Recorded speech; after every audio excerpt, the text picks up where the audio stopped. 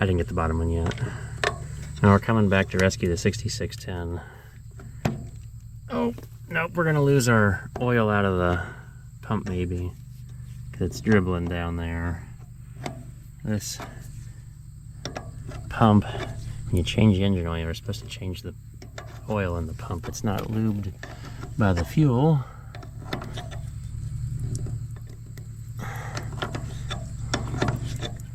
Well, I did shut the fuel line off. It's got to drain out everything first.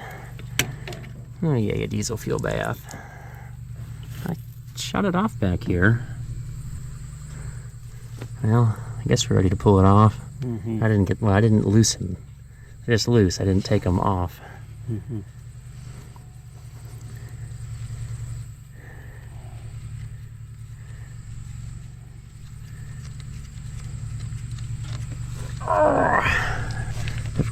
Oh.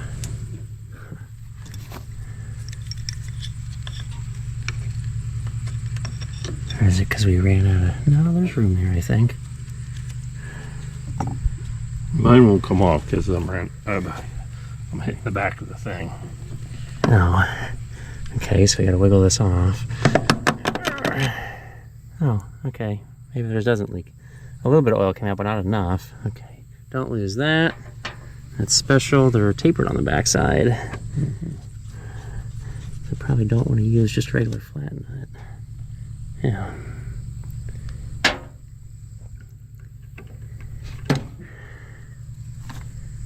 Yeah, they don't sell rebuild kits for these.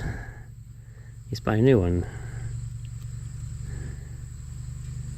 Demonstration time. We got the, this is a little primer lever. And look real close right there. And that's where the cam inside injection pump hits. I don't know which way it's supposed to move, but the fact that the priming lever does something if we go to the old one here.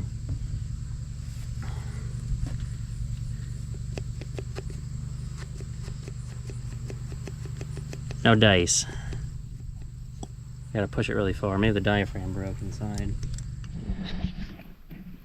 Well, we just changed the fuel filter. There's only 2 bolts that hold the pump on back there. Had to save our fittings off the old pump. Bleeder screws open. And now to spend... Oh, it's making noise. Hope we can hear that gurgling. We'll be here for a few minutes, waiting for fuel to come out.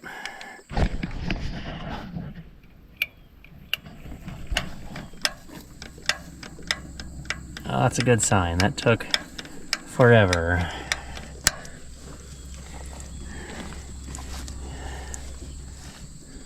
And I said a few minutes. Well, it was definitely a few minutes.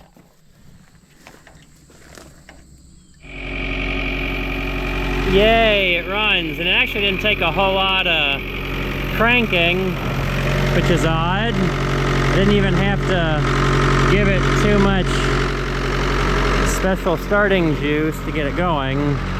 Because, well, it's a little hot. We had a cold engine though, but sometimes I just hate to sit there and crack injectors when we know what we're doing. We're just waiting for the fuel to get up there. So why not, like, if it's cold especially, just be real gentle. And most people don't know how to be gentle. It's not a pulling tractor where they've got such low compression that you got to hose this stuff in here like a fireman. No, little sniffs, little sniffy sniffs. Okay, there it's kind of doing it. If we look close at the pickup, we can see the bale kind of rolling back out.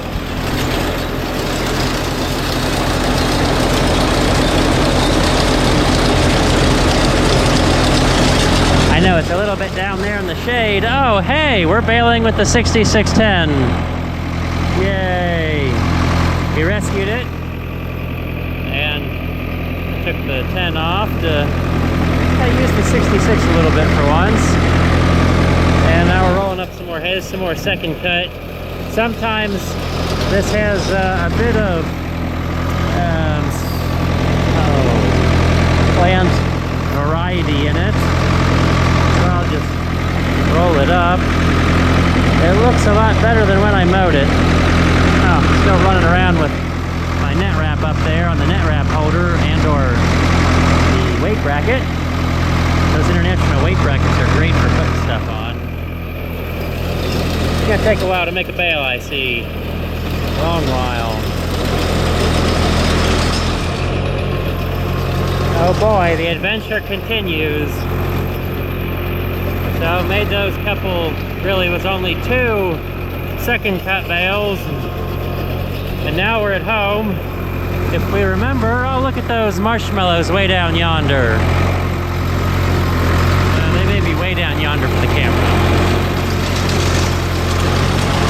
Well, this is this place where we made those marshmallow bales, and the fall panicum grew back really well. So we mowed it again, and we've got great drying weather. That we're making some dry hay, at least for us, because as it turns out, I guess the dryness has affected pastures for other people to the point that it's super dry, and I probably have all the round bales sold before I even have them all brought home yet. Yeah, I'm getting lots of calls, holy cow. But I've made as much hay as ever, if not more, thanks to picking up more backyards, which we'll see that tomorrow or in just a few seconds on this video. Another fun note is that green net wrap I'm trying. So far I like it. Let's see what happens. Flip the switch. Whee! There. Come on. I like to do it nice and slow. Sometimes if I'm fast, it's easier to get caught. You can't see it, but there it comes around. Holy cow, that's hard to see. Hard to see, I'm just guessing. That looks like it's probably been around twice. And it cuts really fast. The last roll of net I had to slow the PTO down to get it to cut. It finally cut good by the end of the roll. And the roll of net I had before this previous one that I started the season with got wrapped super easy all the time. Like it would get caught in the feed mechanism. So far, so good on this new green stuff. It seems like a very European color. I've never seen white net wrap. Unfortunately, the local Rural King doesn't sell the flag wrap. I'd love some of that. But my planning ahead, I never planned on using more than one roll of net wrap, and I'm on my 3rd different roll this season. 2nd full one. Not that I'm gonna finish it. There'll be some cornstalk baling later, but I still won't make that many. This will be around to start next season. Now the green wrap definitely makes the bales look greener.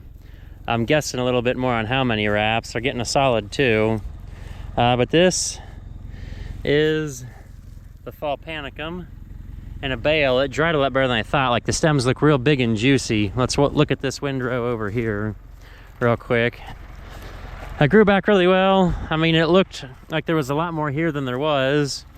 But I don't see how it's probably not much different than, say, you know, sorghum Sudan. I was really surprised how well it dried. I'll give them something to chew on this winter. I wouldn't want to eat it because I'm not a cow. It's a good thing they can eat it and turn it into beef. Marshmallows!